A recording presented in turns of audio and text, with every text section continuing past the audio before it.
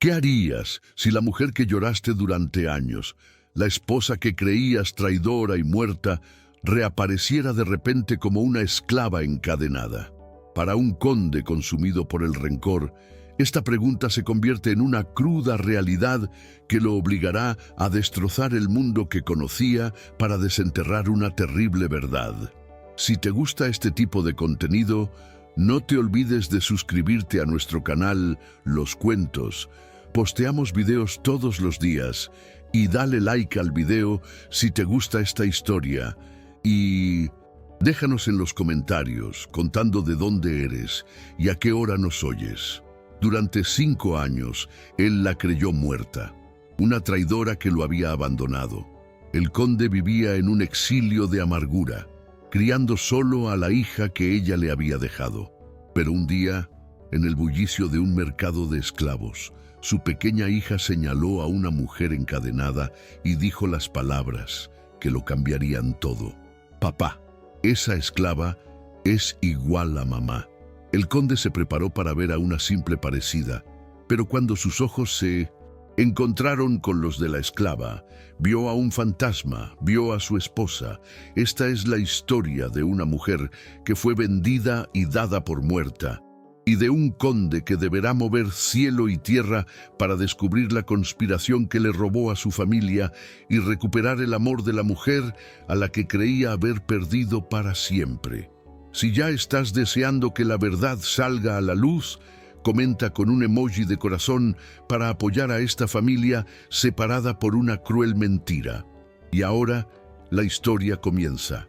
Lord Armand de Valois, el conde de Montclair, era un hombre gobernado por 2 fuerzas: el amor incondicional por su hija de 6 años, Céline, y el amargo recuerdo de una traición.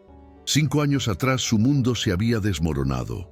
Su esposa Lady Isolde, la mujer que había sido el sol de su universo, lo había abandonado, o eso le habían hecho creer. La historia oficial, la que él mismo había ayudado a construir para proteger el honor de su casa, era que ella había huido con un capitán de barco, un amante secreto, muriendo trágicamente en un naufragio en el estrecho de Gibraltar. Pero la verdad que Armand guardaba en su corazón era más dolorosa.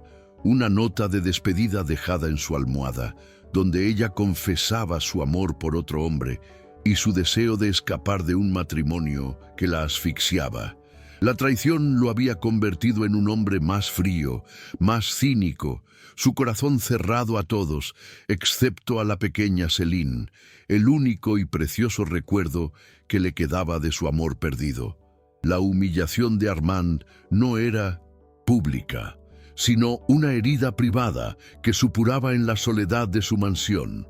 Cada vez que miraba el retrato de Isolde sobre la chimenea, sus ojos vibrantes, su sonrisa radiante, sentía una mezcla de amor y un odio profundo por su engaño. El día en que los fantasmas del pasado volvieron para reclamarlo, Armand había llevado a Céline al mercado de la ciudad, una rara excursión fuera de los confines de su finca. Mientras compraban en un puesto de sedas, una procesión sombría pasó por la plaza principal. Era una cofla de esclavos, un grupo de hombres y mujeres capturados en las recientes guerras coloniales que estaban siendo llevados a la subasta. La alta sociedad solía apartar la vista de tales espectáculos desagradables, pero Armand se quedó inmóvil, su rostro endurecido por la aversión. Céline, sin embargo, miraba con la curiosidad inocente de una niña, y fue entonces cuando lo vio, o más bien a ella. Al final de la fila de prisioneros, una mujer tropezó y cayó al suelo embarrado. Estaba delgada, demacrada, su vestido reducido a harapos y su hermoso cabello rubio del color del sol de verano estaba sucio y enmarañado. Los guardias la obligaron a ponerse de pie con un brusco tirón de la cadena que llevaba en las muñecas. «Papá», susurró Céline tirando de la manga de su padre. «Papá, mira». Armand siguió la mirada de su hija. «Es una escena triste, querida. No mires», dijo intentando apartarla. «No, papá», insistió Céline, su voz llena de una extraña urgencia. Mira su cara. Esa esclava del mercado es igual a mamá. La declaración de una niña. Pura fantasía. Armand estuvo a punto de descartarla, de decirle que su madre estaba en el cielo, pero la insistencia en la voz de Céline lo hizo mirar de nuevo. Entrecerró los ojos, enfocándose en el rostro de la mujer caída mientras luchaba por ponerse de pie, y el mundo de Armand de Valois se detuvo. El corazón le dio un vuelco tan violento que pensó que se le saldría del pecho. No era posible. Tenía que ser un truco de la luz, una cruel jugarreta de su mente atormentada. Pero a medida que la mujer levantaba la cabeza, revelando su rostro por completo, la negación se hizo imposible. A pesar de la suciedad, de la delgadez, de la desesperación en sus ojos, era ella la forma de su rostro, la curva de sus labios y sobre todo sus ojos. Unos ojos de un azul tan profundo y único como el océano en verano, eran los ojos de Isolde, su esposa, la mujer a la que había llorado durante 5 años, viva y encadenada. Una oleada de emociones contradictorias lo golpeó. Shock, incredulidad, una alegría tan abrumadora que casi lo ahoga, seguida inmediatamente por una furia tan helada que hizo que el aire a su alrededor pareciera congelarse. Mientras él estaba paralizado, la humillación de Isolde continuaba. El guardia, irritado por su lentitud, la empujó. «¡Muévete, basura!», le gritó. «No tenemos todo el día». Isolde cayó de rodillas de nuevo, su cuerpo demasiado débil para soportar el trato brusco. Levantó la vista y por un instante sus ojos azules se encontraron con los de Armand a través de la multitud. En su mirada, él no vio reconocimiento, vio el vacío de una persona cuyo espíritu había sido casi completamente aplastado. Pero entonces vio algo más. Vio cómo su mirada se desviaba hacia Céline, que se aferraba a la pierna de su padre, y en los ojos de Isolde por un instante brilló una chispa de una emoción tan feroz, tan protectora, tan inconfundiblemente maternal, que a Armand se le cortó la respiración. Se dio cuenta con una certeza devastadora de que ella lo sabía. Sabía quién era Céline. La procesión de esclavos continuó su camino hacia el bloque de subastas. La multitud se dispersó, pero Armand se quedó allí en medio de la plaza, su mente corriendo a una velocidad vertiginosa. La nota, la huida, el naufragio, todo había sido una mentira elaborada y monstruosa. Su esposa no lo había abandonado, se la habían arrebatado, la habían vendido como esclava y alguien le había hecho creer que estaba muerta. Una furia, como nunca antes había sentido en su vida, se apoderó de él. No era la amargura fría que lo había consumido durante años. Era una furia caliente, justiciera, un fuego purificador. «Señor Dubois», dijo con una calma aterradora a su ayuda de cámara, que lo miraba con preocupación. «Lleve a Lady Céline de vuelta al carruaje. No debe ver esto». «Mi señor, ¿a dónde va?», preguntó el ayuda de cámara. «Voy a comprar una esclava», respondió Armand. Su voz era un susurro mortal. «Y luego voy a quemar el mundo de la persona que me hizo esto». Mientras el ayuda de cámara se llevaba a una Céline protestando, Armand caminó, no corrió hacia el mercado de esclavos. Cada paso era deliberado, el de un depredador que acaba de encontrar el rastro de su presa.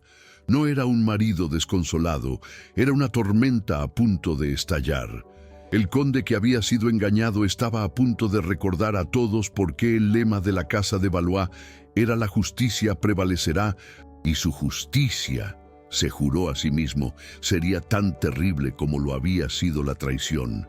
El mercado de esclavos de la ciudad era una herida abierta en el corazón de la civilización, un lugar donde la miseria humana se exhibía y se vendía al mejor postor. El aire era denso, una mezcla fétida del olor a sudor no lavado, a miedo y a la lluvia que había convertido el suelo en un lodo pegajoso. Lord Armand de Valois, conde de Montclair, caminaba a través de este infierno con una determinación gélida que Lo hacía inmune al hedor y a la desesperación que lo rodeaban.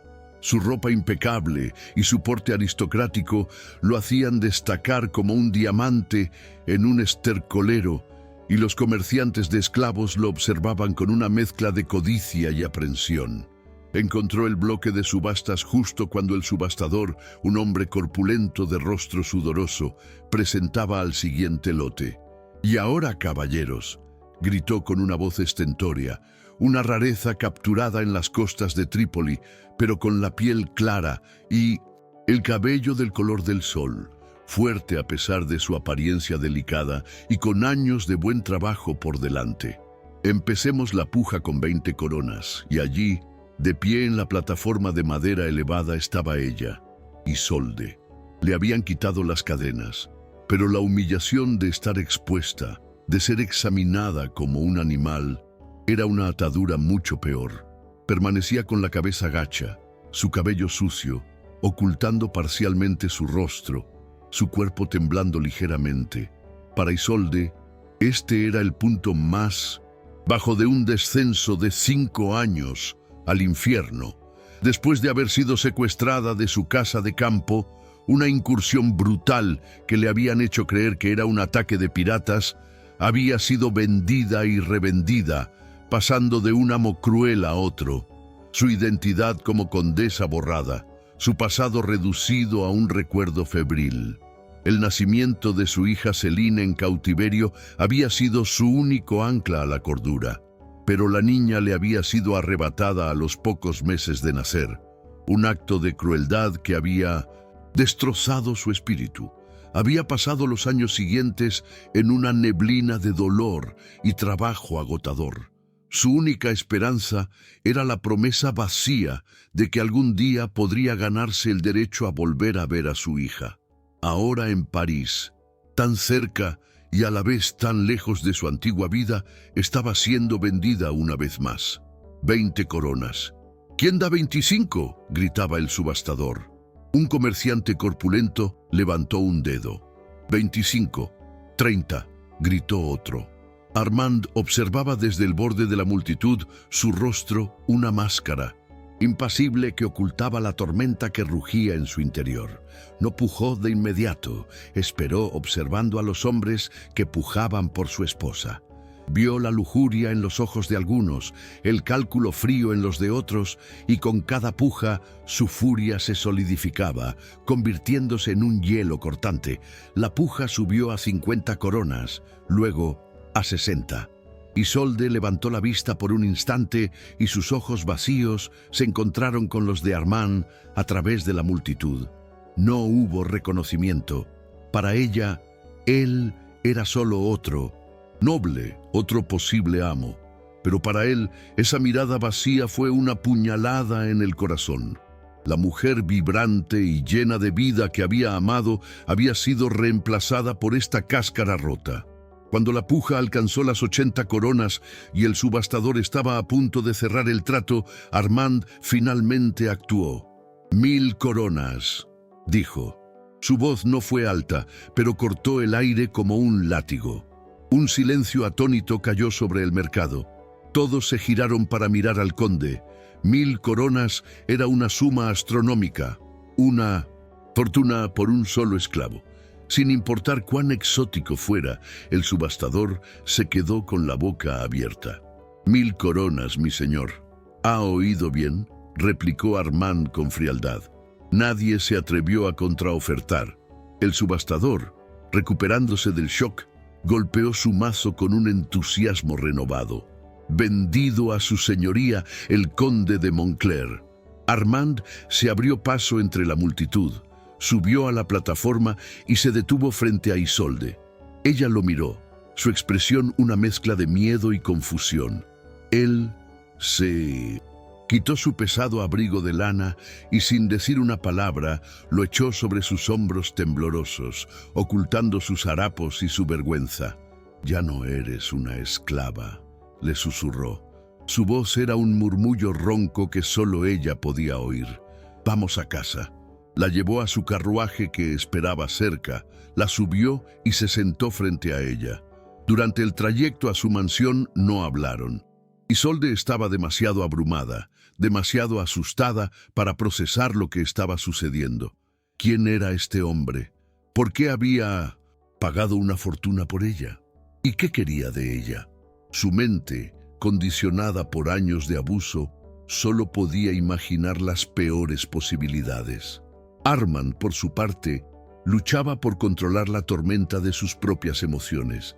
Quería bombardearla con preguntas, quería abrazarla, quería gritarle al mundo por la injusticia, pero vio la fragilidad en ella, el terror en sus ojos y supo que tenía que ser paciente. Al llegar a la mansión, la condujo adentro. El personal, que ya había sido informado por el ayuda de cámara del regreso del conde, los recibió en el vestíbulo. Sus miradas de asombro al ver a la mujer sucia y andrajosa del brazo de su señor eran evidentes. «Esta es Lady Isolde», anunció Armand, su voz resonando en el silencioso vestíbulo. «Ha vuelto a casa. Preparen sus antiguos aposentos, preparen un baño y llamen a mi médico personal». El ama de llaves, la señora Moreau, lo miró como si se hubiera vuelto loco. «Lady Isolde, mi señor, pero ella está…», la cortó él con una finalidad que no admitía discusión. «Y cualquiera en esta casa que no la trate con el respeto debido a su condesa será despedido antes del anochecer». Isolde fue conducida escaleras arriba. La familiaridad de los pasillos, los retratos, el olor a cera de abejas y a rosas secas. Todo era como un sueño febril. Cuando entró en sus antiguos aposentos, que habían sido mantenidos exactamente como ella los había dejado, se derrumbó. Se sentó en el borde de la cama con dosel, su cuerpo sacudido por sollozos, silenciosos. La realidad de los últimos 5 años chocando con la surrealidad de su presente. La crisis, el verdadero fondo del pozo, comenzó en ese momento. Para Isolde, no era un pozo de pobreza, sino de identidad. ¿Quién era ella? Ya no era la condesa de Montclair, no, de verdad. Había sido una esclava, una propiedad, y ahora era ¿qué? La prisionera rescatada de su antiguo marido. Y lo más doloroso de todo, ¿dónde estaba su hija? La niña que había visto en el mercado, la niña con los ojos de su madre. ¿Era real o había sido una alucinación? Para Armand, el fondo del pozo era un abismo de culpa y furia. Mientras el médico examinaba a Isolde, confirmando que sufría de malnutrición y agotamiento, pero que por lo demás estaba sana, Armand se encerró en su estudio con el señor Renaud. «Quiero saberlo todo», le ordenó. «¿Quién la secuestró? ¿Quién la vendió? Y lo más importante, ¿quién me envió esa nota de despedida falsa? Alguien muy cercano a mí me traicionó. Encuéntrelo». Los días siguientes fueron una tortura para ambos. Isolde se recuperaba físicamente, pero su mente estaba atrapada en un laberinto de trauma. Apenas hablaba, se sentaba durante horas junto a la ventana, mirando el jardín, pero sin verlo realmente. Tenía miedo de Armand. Su repentina aparición, su rescate, su intensidad, todo era demasiado. No podía reconciliar al hombre que la había rescatado con el recuerdo del hombre cuya traición, como ella creía, la había llevado a su cautiverio inicial. No sabía la verdad de la conspiración, solo sabía que él la había abandonado a su suerte y sobre todo estaba la cuestión de Céline. «La niña que estaba contigo en el mercado», le preguntó a Armand un día, su voz apenas un susurro. «Es nuestra hija», respondió él suavemente. «Se llama Céline». La confirmación de que su hija estaba viva, de que estaba allí en la misma casa, debería haber sido una alegría. Pero para Isolde era una nueva forma de agonía. Tenía miedo de verla, se sentía indigna. ¿Cómo podía una madre que había pasado 5 años como esclava, que estaba rota y sucia por dentro, enfrentarse a una hija que había sido criada como una dama? Se sentía una extraña para su propia hija. Armand, desesperado por conectar con ella, por reparar el daño, intentaba hablarle, pero sus conversaciones eran forzadas, llenas de silencios incómodos. Él quería hablar del futuro, de reconstruir su vida juntos. Ella solo podía recordar el pasado. «¿Por qué no me buscaste, Armand?», le preguntó su voz llena de 5 años de dolor. «¿Por qué creíste que te había abandonado?». Y él no podía responderle. ¿Cómo podía explicarle que había sido engañado por su propia familia, que su orgullo le había impedido cuestionar la mentira? Cada una de sus preguntas era una nueva puñalada de su propia culpa. La mansión, que debería haber sido un lugar de feliz reencuentro, se convirtió en un campo de minas emocional. Estaban atrapados juntos, 2 extraños, atormentados por un pasado compartido, incapaces de encontrar el camino de vuelta el uno al otro. Y la presencia de Céline, la niña que debería haber sido su puente, era en cambio un recordatorio constante de todo lo que habían perdido. Mientras ellos luchaban con sus demonios internos, la investigación de Renaud comenzó a dar sus frutos. Descubrió que el secuestro de Isolde en su casa de campo no había sido un ataque de piratas al azar. Había sido orquestado y el rastro conducía inexorablemente a una persona. El hermano menor de Armand, Gaspard. Gaspard de Valois era la oveja negra de la familia. Un hombre encantador, pero sin escrúpulos, consumido por los celos hacia su hermano mayor. Con Armand y Isolde muerta y con la pequeña Céline como única heredera, Gaspard se había posicionado como el guardián de la niña y el administrador de la vasta fortuna de los Moncler. Había estado viviendo una vida de lujo a expensas de su hermano. La nota de despedida falsa, descubrió Renaud, había sido escrita por una amante de Gaspard, una mujer que era experta en falsificar caligrafías. Armand se enfrentaba ahora a una crisis aún más profunda. La traición no había venido de un enemigo desconocido, sino de su propia sangre. Y este hermano era el hombre que en ese mismo momento ostentaba la tutela legal de Céline. Se dio cuenta de que Isolde y Céline no estaban a salvo. Mientras Gaspard creyera que podía salirse con la suya, seguiría siendo una amenaza. Y si descubría que Isolde había vuelto, no dudaría en silenciarla para siempre. El fondo del pozo no era solo emocional, era peligroso. Armand había rescatado a su esposa de la esclavitud, pero ahora tenía que salvarla a ella y a su hija de su propia familia. Y para hacerlo tendría que enfrentarse a su hermano, no en un duelo de honor, sino en una batalla de ingenio y poder, una batalla en la que el futuro de su recién redescubierta familia pendía de un hilo. La revelación de la traición de su hermano Gaspard fue para Lord Armand una dosis de veneno y un antídoto al mismo tiempo. El dolor de ser apuñalado por su propia sangre era inmenso, pero también le proporcionó una claridad cristalina.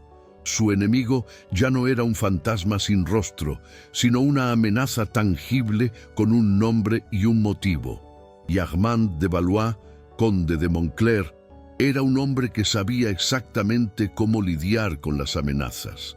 Sin embargo, antes de poder enfrentarse a Gaspard, tenía una batalla mucho más delicada y aterradora que librar. La batalla por el corazón de su propia hija y por la confianza de su esposa. La mansión, aunque supuestamente un refugio, se había convertido en un laberinto de dolor y malentendidos. Isolde permanecía encerrada en sus aposentos, un fantasma voluntario, demasiado asustada y avergonzada para enfrentarse a la niña que apenas recordaba. Y Céline, una niña sensible e inteligente, sentía la tensión en la casa. Sabía que su padre estaba preocupado, sabía que la nueva dama de arriba estaba triste y, sobre todo, sabía que la mujer que había visto en el mercado se parecía inquietantemente a los retratos de su madre muerta. Estaba confundida y asustada. Armand se dio cuenta de que no podía forzar el reencuentro. Tenía que ser en los términos de ellas, no en los suyos. El héroe de esta historia no podía ser él, el hombre que había fallado a ambas. El verdadero encuentro, el que podría salvarlos a todos, tenía que ser entre la madre y la hija. Pasó varios días preparándose hablando con Céline. No le contó la verdad completa. Era demasiado brutal para una niña de 6 años. En cambio, le habló de un milagro. «Céline, querida», le dijo una tarde mientras se sentaban juntos en la biblioteca. «¿La dama que vimos en el mercado, la que se parecía a mamá?», susurró Céline. «Sí», dijo Armand. Su corazón se encogió. A veces en el mundo ocurren cosas muy extrañas y maravillosas. A veces las personas que creemos perdidas encuentran el camino de vuelta a casa. Esa dama, Céline, ha pasado por un viaje muy largo y muy difícil y ha vuelto y le gustaría mucho conocerte. ¿Es ella mi mamá?, preguntó Céline, y sus grandes ojos grises, los mismos que los de Armand, llenos de una mezcla de esperanza y miedo. «Ella es Isolde», respondió él con cuidado. «Y sí, cariño, ella es tu mamá». Mientras tanto, Armand intentaba preparar a Isolde, le llevaba las comidas él mismo, usando esos momentos para hablarle de Céline. Le contaba sobre su amor por los ponis, sobre su risa, sobre cómo dormía con un oso de peluche andrajoso. No la presionaba, simplemente le dejaba pequeñas migas de pan tentándola a salir de su cueva de dolor. «Tiene tus ojos, Isolde», le dijo en voz baja, «pero tiene tu espíritu. No le teme a nada». Finalmente, después de una semana de esta delicada diplomacia, Isolde accedió. El encuentro se organizó en el invernadero de la mansión, un lugar lleno de luz y del aroma de las orquídeas que Isolde había cultivado, un espacio neutral que no estaba cargado con los fantasmas de sus antiguos aposentos ni con la formalidad del salón. Llegó el día. Isolde se vistió con el más simple de los vestidos de día que le habían proporcionado, un vestido de muselina azul pálido. Se miró en el espejo. La mujer que le devolvía la mirada era una extraña. Había recuperado algo de peso y el cuidado de las doncellas había devuelto el brillo a su cabello. Pero sus ojos todavía contenían el horror de los últimos 5 años. Se sentía como una impostora. ¿Cómo podía esta mujer rota ser la madre de una niña criada en el lujo y la seguridad? Armand llevó a Céline al invernadero. «Solo quiero que habléis un rato», le dijo a su hija. «Yo estaré justo afuera en el jardín si me necesitáis». Y los dejó solos. El encuentro fue un estudio de silencios y vacilaciones. Isolde estaba de pie junto a una mesa llena de orquídeas en flor, sus manos retorciendo un pañuelo. Céline se quedó cerca de la puerta, observándola con una intensidad solemne. «Hola», dijo Céline finalmente. Su voz era un pequeño timbre en el silencio del invernadero. «Hola, Céline», respondió. Isolde, y el sonido del nombre de su hija en sus propios labios fue a la vez dulce y doloroso. No sabían qué decir. La distancia de 5 años de mundos de diferencia se extendía entre ellas como un vasto océano. Fue Céline, con la lógica directa de una niña, quien rompió el hielo. Se acercó a Isolde y señaló el abrigo que Armand le había puesto a Isolde en el mercado, que ahora estaba doblado sobre una silla. «Ese es el abrigo de papá», dijo. «Sí lo es», respondió Isolde.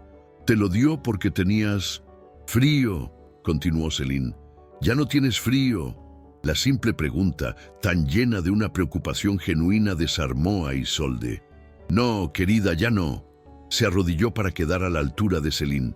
Miró a su hija, realmente la miró. Vio la forma en que su ceja se arqueaba cuando estaba curiosa, un gesto que había heredado de Armand. Vio las pequeñas pecas en su nariz, las mismas que tenía ella de niña.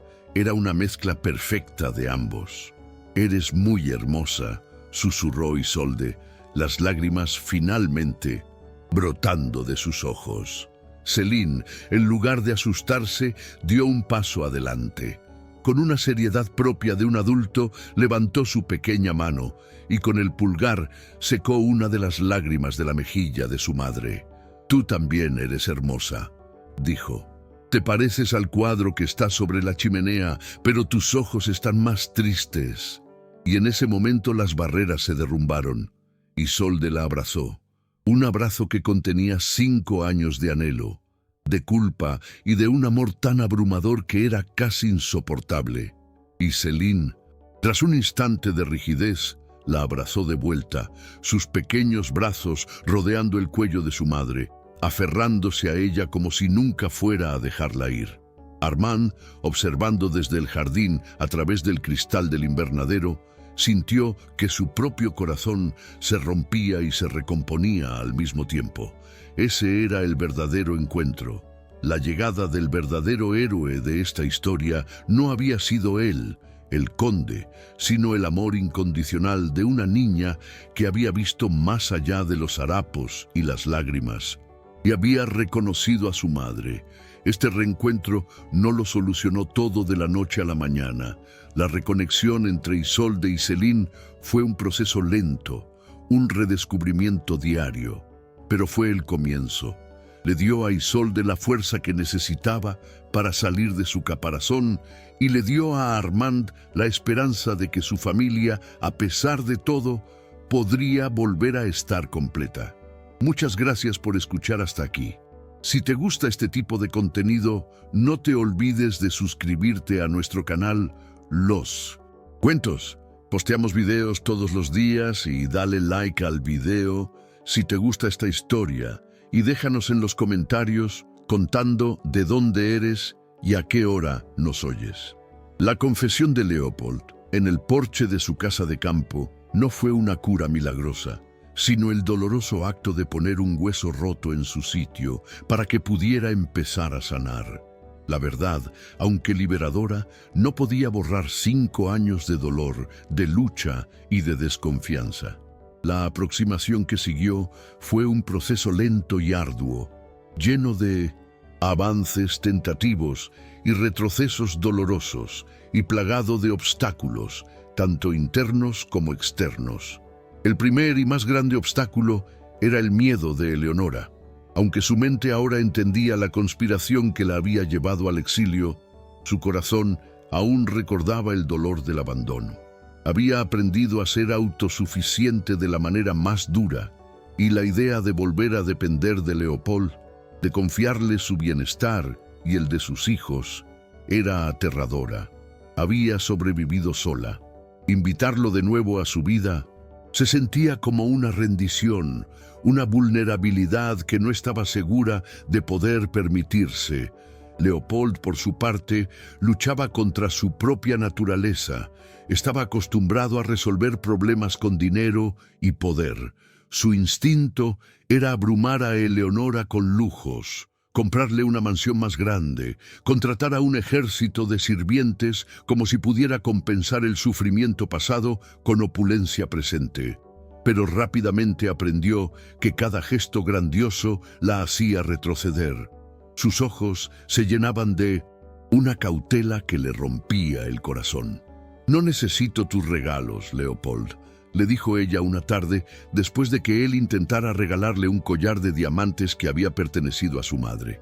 «Estos objetos pertenecen a la condesa de Rochefort, y yo ya no soy esa mujer. Necesito tu tiempo, necesito tu constancia, necesito saber que no desaparecerás de nuevo cuando las cosas se pongan difíciles o cuando tu tía decida lanzar otra campaña en tu contra». Así que él cambió de táctica. Con un esfuerzo consciente, dejó de ser el conde todopoderoso y se esforzó por ser simplemente un hombre, un padre, un compañero. Se dedicó a la difícil y a menudo torpe tarea de reconstruir una familia a partir de fragmentos rotos. Su principal desafío era ganarse a los niños, no como el señor de Rochefort, el divertido visitante que traía regalos, sino como su padre. Decidieron por consejo de Eleonora que la verdad debía ser revelada, pero con cuidado y a su propio ritmo. La palabra padre todavía era un concepto abstracto y doloroso para ellos, asociado con la ausencia. Comenzaron a pasar casi todos los fines de semana juntos en la casa de campo. el único lugar que se sentía como un territorio neutral, libre de los fantasmas de su pasado compartido. Allí, lejos del juicio de la sociedad parisina y de las miradas de los sirvientes, podían ser simplemente ellos mismos. Léopold, el hombre que nunca había jugado en su vida, un hombre cuya infancia había estado llena de tutores y lecciones, pero vacía de juegos. Aprendió a construir fuertes con mantas en el salón. Aprendió que a Odette le encantaba buscar ranas en el arroyo, que a Antoine le fascinaban las estrellas y que Lucien, el pequeño líder, necesitaba constantemente un nuevo desafío. Y en esos momentos de normalidad doméstica, de caos infantil y risas genuinas, Eleonora lo veía. Veía al hombre del que se había enamorado años atrás, no al conde frío y cínico, sino al joven curioso y de ingenio rápido que se había escondido bajo capas de amargura y orgullo, y su corazón, a pesar de sus mejores esfuerzos por mantenerlo guardado bajo llave, comenzó a ablandarse. La aproximación fue un baile delicado, 2 pasos adelante, 1 paso atrás. Había momentos de una conexión tan profunda que les cortaba la respiración, seguidos de momentos de tensión en los que las viejas heridas resurgían. Un día, mientras paseaban por el bosque, Eleonora tropezó con una raíz y Léopold la sujetó instintivamente por la cintura para evitar que cayera. Ella se puso rígida en sus brazos, un reflejo condicionado por años de autosuficiencia. Y él la soltó de inmediato. Su rostro, una mezcla de dolor y arrepentimiento, el recuerdo de su último y violento enfrentamiento en su antigua casa, flotando entre ellos como un fantasma. «Lo siento», murmuró él retrocediendo. «No es tu culpa», respondió ella, abrazándose a sí misma. «Es solo que a veces todavía duele. Todavía recuerdo la sensación de ser expulsada, de que no me creyeras. Viviré con esa vergüenza por el resto de mi vida». «Eleonora», dijo él en voz baja, «lo único que puedo hacer es intentar demostrarte cada día que he cambiado». Pero el obstáculo más formidable no eran sus propios fantasmas, sino el mundo exterior encarnado en la figura vengativa de la tía de Léopold, Lady Genevieve. Genevieve, aunque había sido desterrada de la presencia de Léopold, no era una mujer que aceptara la derrota. La humillación de ser expulsada y la furia de ver sus planes de control familiar desmoronarse la habían consumido. Veía a Eleonora no solo como a una enemiga, sino como a la ladrona de su futuro, la usurpadora que le había arrebatado a su sobrino y con él su influencia. Comenzó una campaña de guerra social librada en los salones y las mesas de té de París. Como no podía atacar a Léopold directamente, se centró en destruir la reputación de Eleonora de una vez por todas. Con una astucia diabólica, revivió y embelleció los viejos rumores, adaptándolos a la nueva e increíble situación. La historia de la infertilidad y el adulterio fue reemplazada por una nueva y aún más escandalosa, que los niños no eran de Léopold, sino de algún amante secreto que Eleonora había tomado durante su matrimonio, que ahora, desesperada y sin un céntimo tras la muerte de su supuesto amante, había regresado para intentar hacer pasar a sus bastardos como herederos legítimos y reclamar la inmensa fortuna de los Rochefort. Era una mentira monstruosa, pero ingeniosa. Explicaba la repentina aparición de los niños y pintaba a Eleonora como una conspiradora manipuladora y a Léopold como un tonto enamorado, un viudo solitario, cegado por el dolor y dispuesto a aceptar a los hijos de otro hombre con tal de tener una familia. El rumor susurrado por Genevieve en los oídos adecuados se extendió como un veneno por las venas de la alta sociedad. La gente que nunca había aceptado del todo a la excéntrica Eleonora y que desconfiaba del repentino cambio de Léopold, estaba más que dispuesta a No creer lo peor. Eleonora se encontró de nuevo en el centro de un escándalo, su nombre manchado, la legitimidad de sus hijos cuestionada. «No podemos ignorar esto, Leopold», le dijo una noche después de que una de las pocas amigas que le quedaban le contara las historias que circulaban. Su voz estaba tensa de preocupación, no por ella misma, sino por los niños. «Está atacando a los niños. Está poniendo en duda su derecho de nacimiento. Esto podría seguirlos por el resto de sus vidas». «Lo sé», respondió él, su rostro una máscara de furia fría. «Pero, ¿cómo luchamos contra un fantasma? No tenemos pruebas.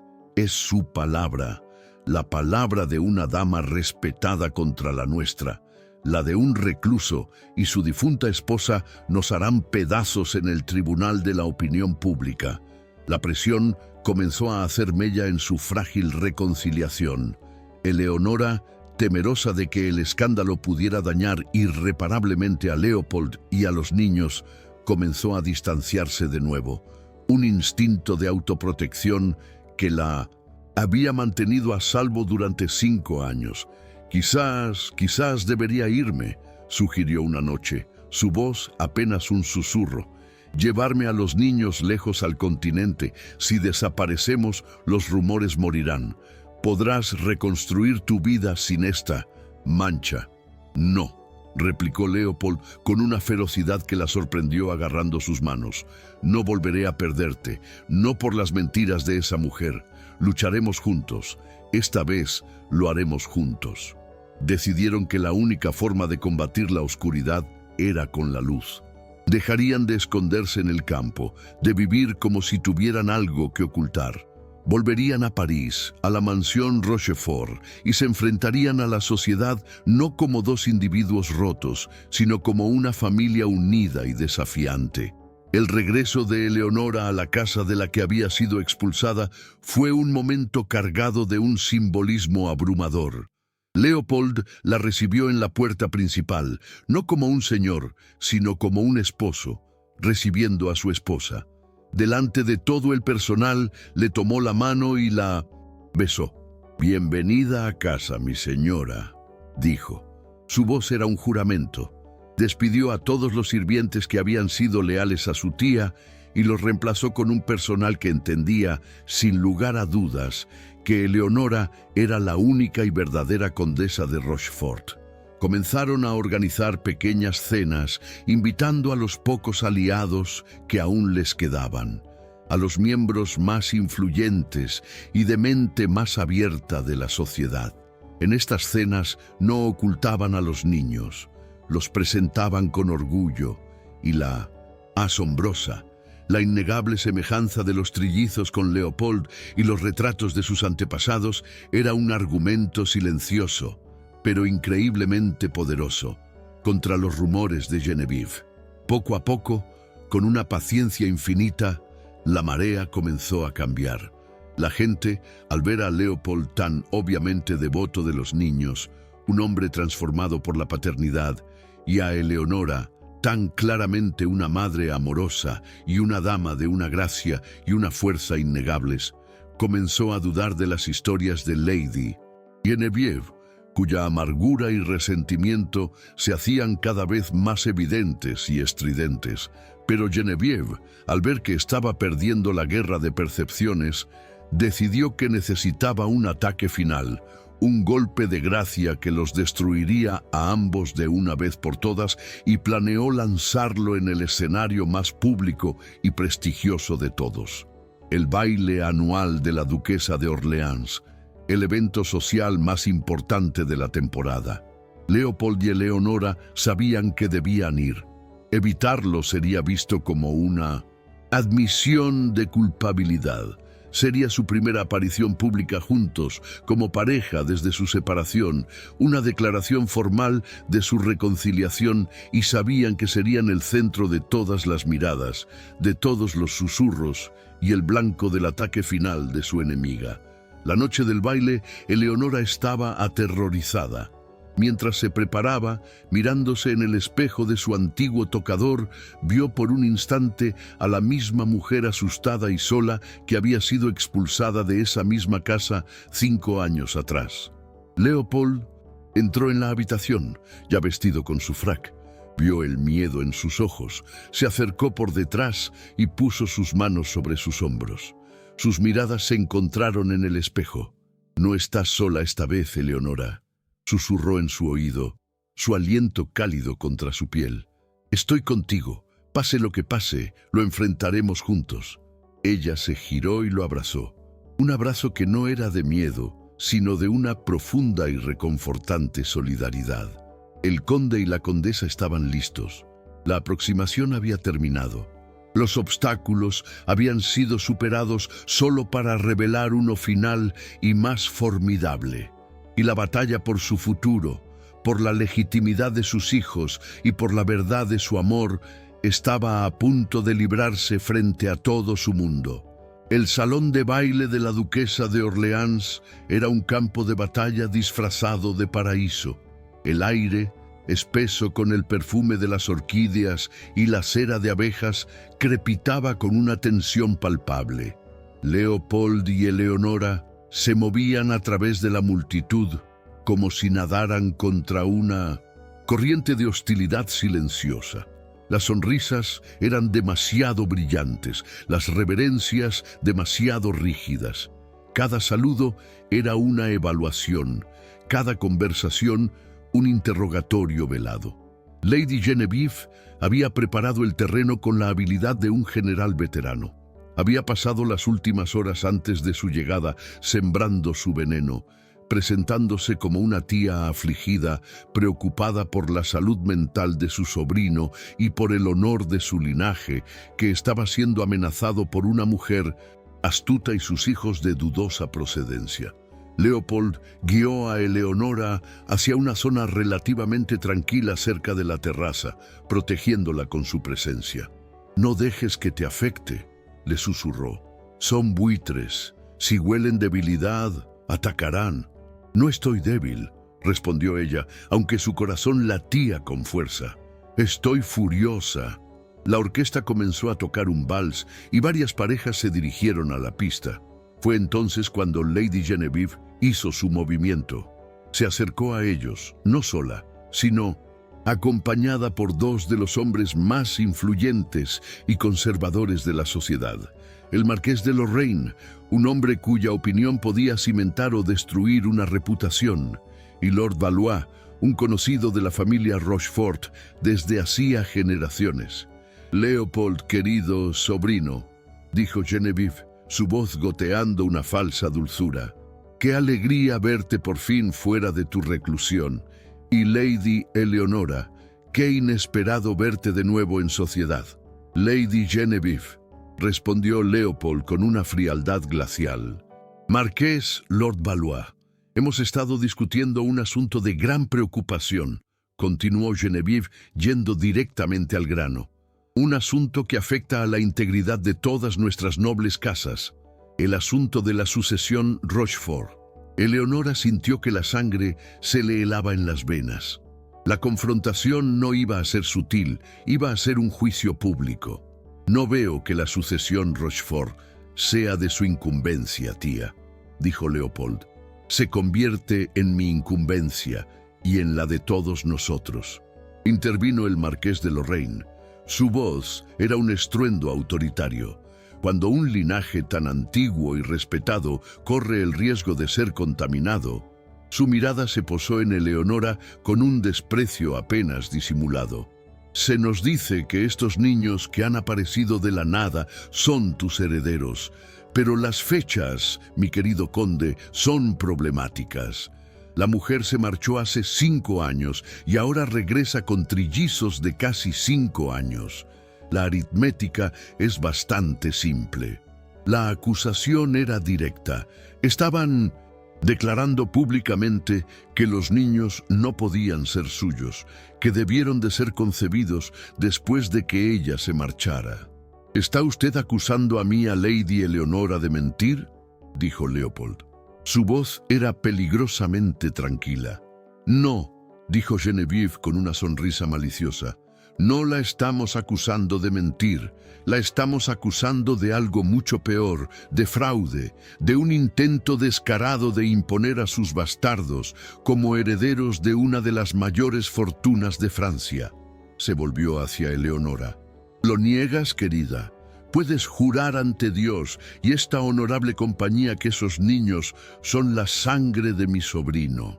Era la trampa perfecta, la palabra de Eleonora, una mujer ya deshonrada contra la de tres de las figuras más respetadas de la sociedad. Si juraba, se reirían de ella. Si se negaba, confirmarían sus sospechas. Eleonora se sintió atrapada. El aire le faltaba en los pulmones. Todas las miradas en el salón de baile, que habían estado fingiendo no escuchar, ahora estaban fijas en ella. Estaba sola en el centro de un círculo de lobos. Pero entonces miró a Leopold y vio en sus ojos no la duda ni el miedo, sino una confianza absoluta. Una confianza en ella, y eso le dio la fuerza que necesitaba. Respiró hondo. «No, Lady Genevieve», dijo. Su voz era clara y resonante, silenciando los últimos murmullos. «No lo niego, y sí lo juro.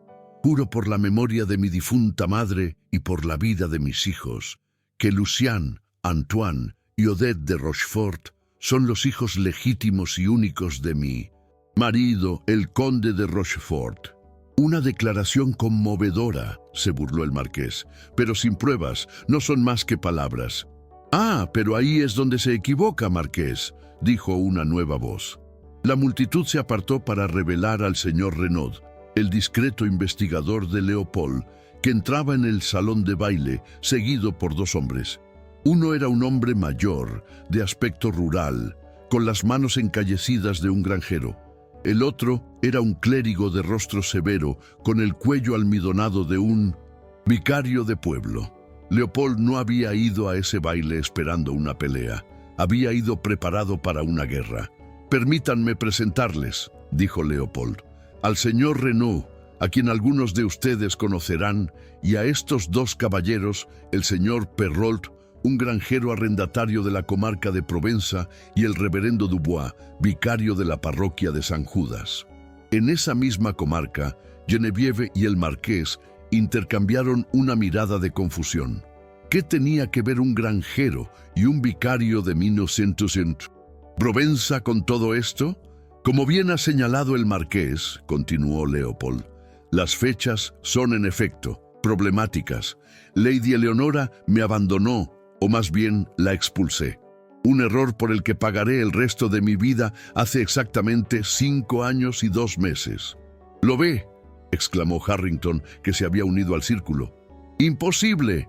«Sí lo sería», concedió Leopold, «si no fuera por un pequeño detalle que mi tía, en su afán por reescribir la historia, parece haber olvidado.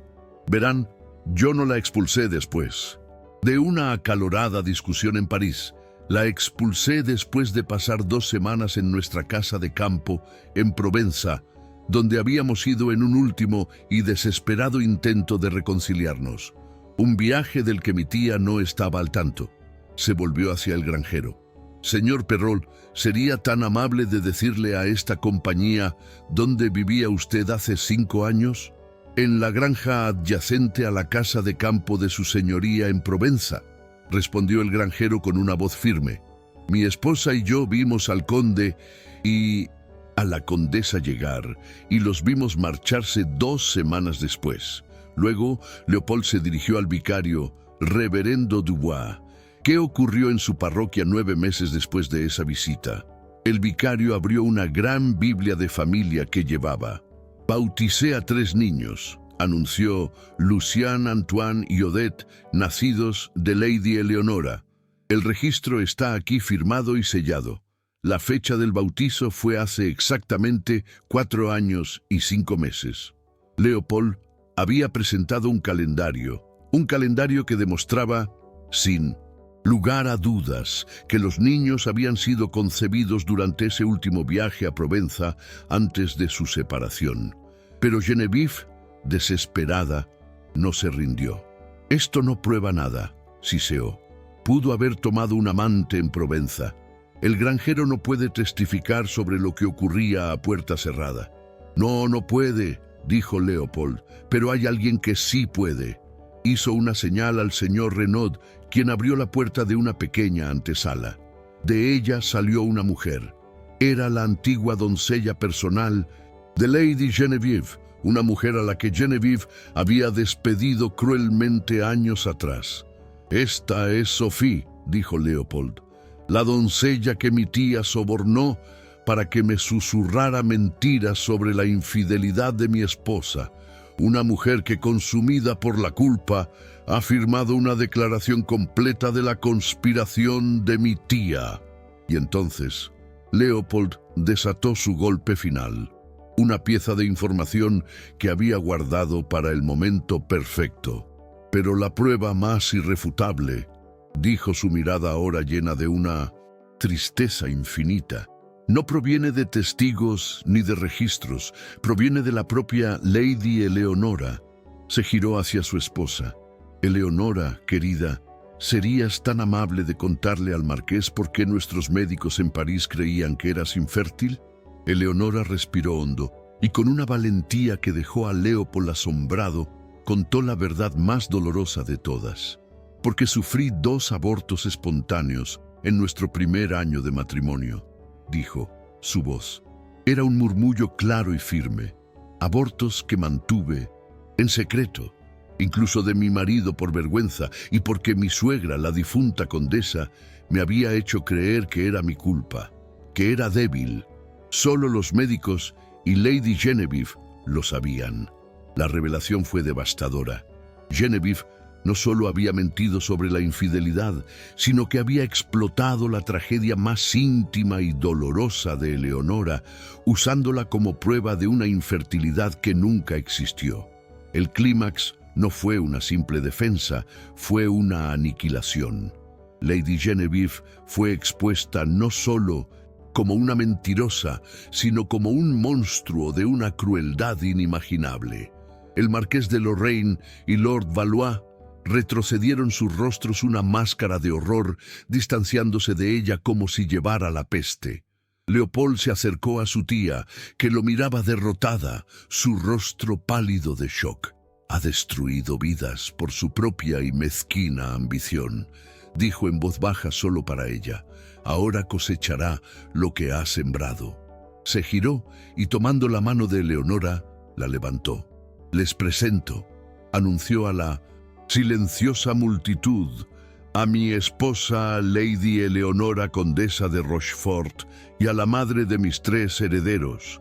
Si alguien más tiene alguna duda sobre su honor o sobre la legitimidad de mis hijos, le sugiero que se enfrente a mí ahora o que guarde silencio para siempre». Nadie se atrevió a pronunciar una palabra. Había defendido a Eleonora, pero más que eso, había reparado públicamente el error que había cometido 5 años atrás. Había restaurado su honor, había validado su sufrimiento y había reclamado a su familia frente al mundo entero. Y al hacerlo, el conde frío y cínico finalmente había dado paso al hombre honorable que Eleonora siempre había sabido que era. La caída de Lady Genevieve fue tan espectacular como su malicia.